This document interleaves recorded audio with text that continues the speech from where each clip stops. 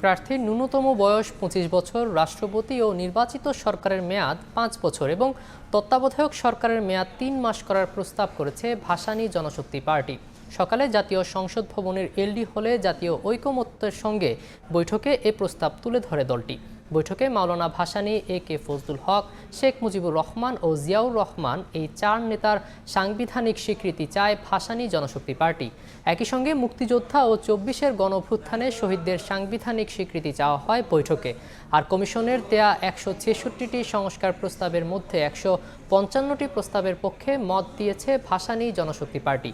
বৈঠকের সূচনা বক্তব্যে জাতীয় ঐকমত্য কমিশনের সহসভাপতি অধ্যাপক ডক্টর আলী রিয়াজ বলেন, ফ্যাসিবাদের বিরুদ্ধে ঐক্যবদ্ধ থাকলে বাংলাদেশের পরিবর্তনের ধারা সূচনা করা সম্ভব। এখানে আপনারা সুচিন্তিত মতামত দিয়েছেন।